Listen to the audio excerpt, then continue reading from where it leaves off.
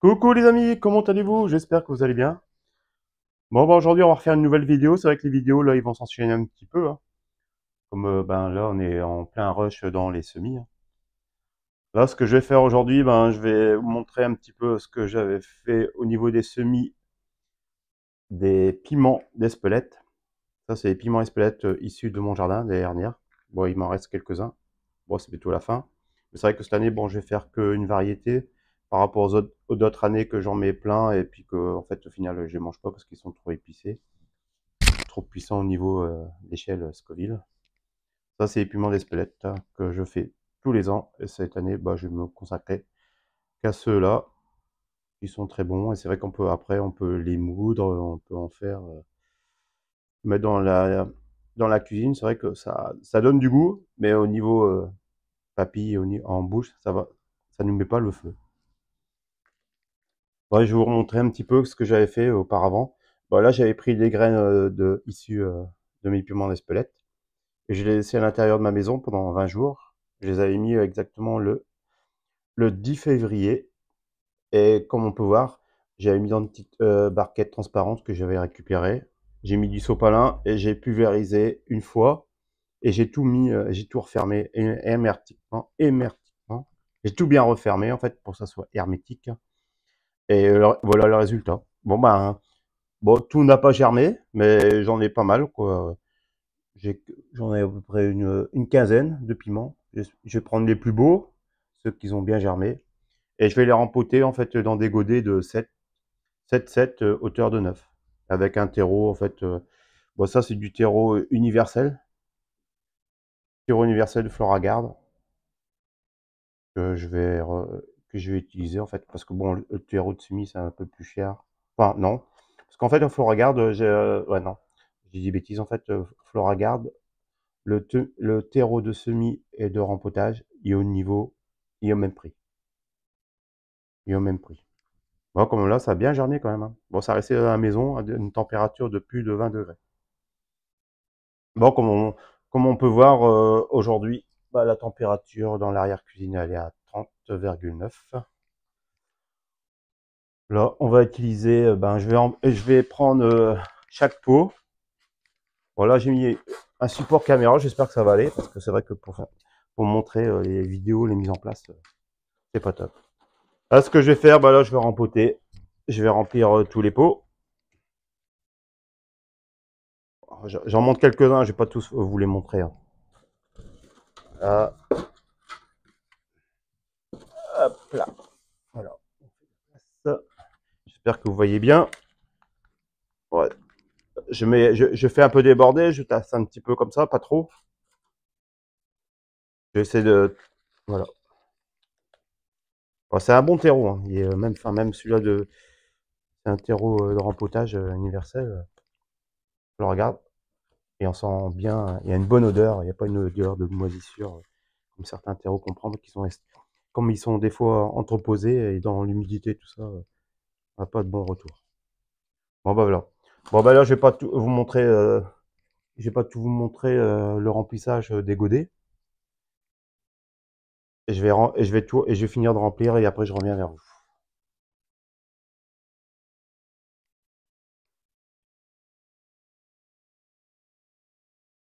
Bon bah voilà, j'ai tout rempli mes godets de terreau.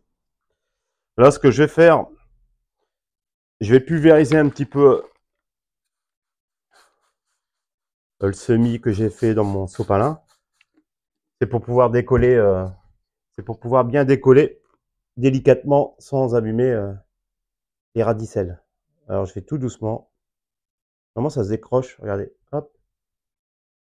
C'est vrai qu'on peut faire directement, mais comme ça moi je gagne du temps, hein. Je fais toujours cette manière-là. Voilà. Et voilà. Vous avez vu? Et ce que je fais après, alors je fais un trou, j'ai un appareil, enfin c'est un outil que j'avais utilisé, que j'avais acheté, mais bon, vous pouvez faire ça avec un crayon, il n'y a pas de souci, hein. Et ce que je fais, je mets dedans, et hop, et je tasse bien.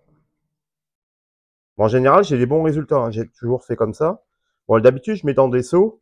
C'est vrai que dans les seaux, je les mets tous séparés Bon, allez, 3-4 cm et après, je les rempoté en godet. Mais cette année, je vais faire directement en godet pour voir ce que ça donne. Comme ça, je ne devrais peut-être pas les rempoter. Ça va me permettre de perdre moins de temps à faire ça. Bon, là, j'en ai déjà mis un.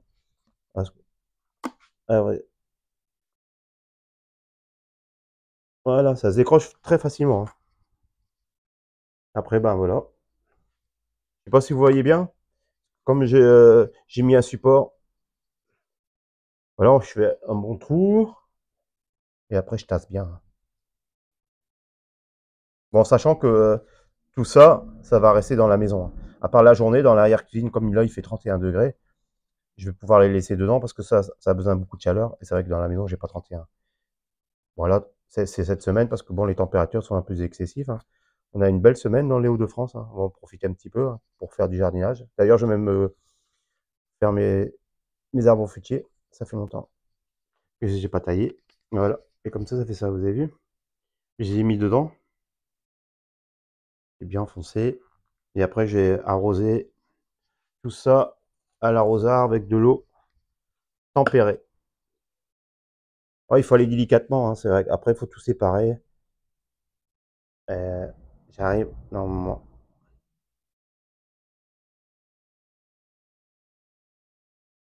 Ouais, il faut. C'est un jeu de patience, hein. C'est vrai qu'après, on peut faire directement dans le terreau. Mais des fois, ça met plus de temps. Et comme les poivrons et les piments, tout ça, et les aubergines, ça met du temps à germer. Voilà. Voilà. Oh, regardez. Vous avez la racine? C'est des belles racines, hein, ces racines à nu, hein. C'est pour ça qu'il faut il faut bien mouiller. Il faut bien mouiller avant le sopalin pour pouvoir bien les décoller, qu'ils s'enlèvent assez facilement. Sinon, après, si on tire dessus un peu trop, ben, tous les radicelles restent collés sur le sopalin et bon, bah voilà. Le plan, il est bon pour la poubelle, quoi. Et là, hop, je refais mon trou, je remets dedans. Et voilà.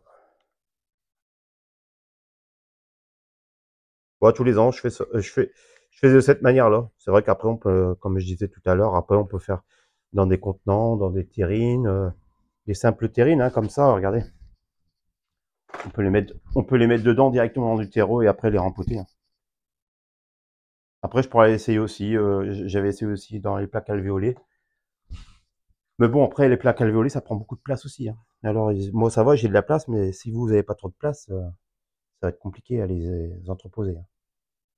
Bon, bah là, genre, je tire dessus, tout doucement. Regardez. Je récupère bien la racine, hein. Faut vraiment pas casser la racine. Voilà. Ouais, ça c'est. J'aime bien faire ça parce que ça me détend. En plus, il fait beau dans l'arrière-cuisine. C'est température à 31, mais bon, c'est chaud, mais sur nous, ça va. C'est supportable, quoi. Voilà. Voilà, voilà. Voilà, je tasse bien et après, je vais arroser abondamment. J'ai plombé le plan pour qu'il n'y ait plus d'air dans le terreau. Et après, ben, je laisserai. Bon, je vais tous les faire là. Et après, je vous reprends après. Allez, à tout de suite, là.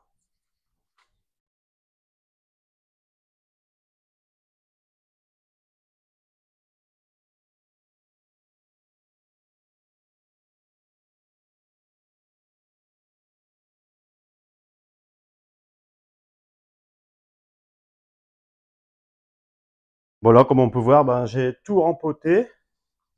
Bon, il en reste encore quelques-uns. Alors, ce que j'ai fait, ben, j'ai mis dans un petit contenant que j'avais récupéré de crème fraîche. J'avais tout nettoyé. J'arrive pas à jeter, moi, hein.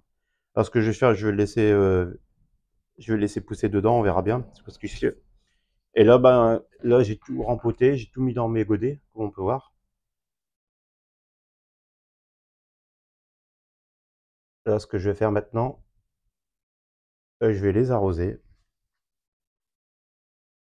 On va les arroser. Et après, on n'aura plus qu'à mettre ça dans la maison, bien au chaud.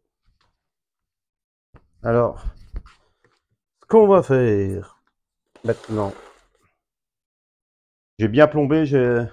Là, j'ai pris mon petit arrosoir là, avec de l'eau à la température ambiante.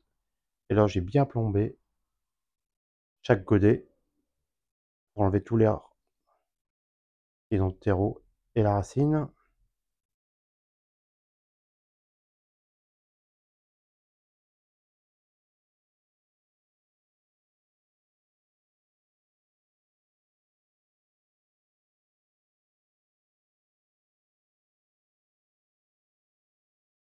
Bon, en sachant que la barquette, le soir, quand les températures commencent à redescendre, parce que le matin, il y a quand même 3 degrés dans l'arrière-cuisine, alors automatiquement, c'est pas bon pour ces cultivars-là.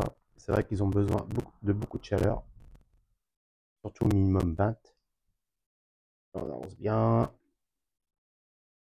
Voilà. Et là, on va finir par par le petit pot. On va bien plomber tout ça.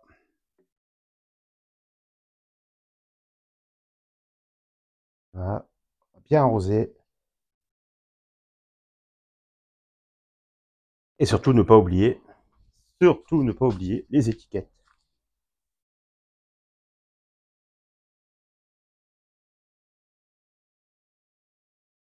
Voilà. Alors, les étiquettes piment d'Espelette. Pour repérer. Bon, après, les piments, j'arrive, mais bon, c'est pas toujours évident. Et là, on met dedans. Et voilà. Bon, bah voilà. Bon, cette vidéo, voilà, je vous ai montré mon procédé, comment je faisais mon semis de piment d'Espelette. Là, j'ai tout repiqué dans des godets. Et maintenant, il n'y a plus qu'à laisser pousser. Bon, bah, j'espère que cette vidéo vous a plu. Bon, si après, vous avez d'autres solutions ou bien si vous avez des questions, des astuces à nous proposer, n'hésitez pas à le partager sur la chaîne. Bon, bah, je vous remercie de toujours me suivre. Et sur ce, bah, je vous dis une bonne journée et profitez-en bien et bon semis à tous. À très bientôt. Bon jardinage. Bye bye.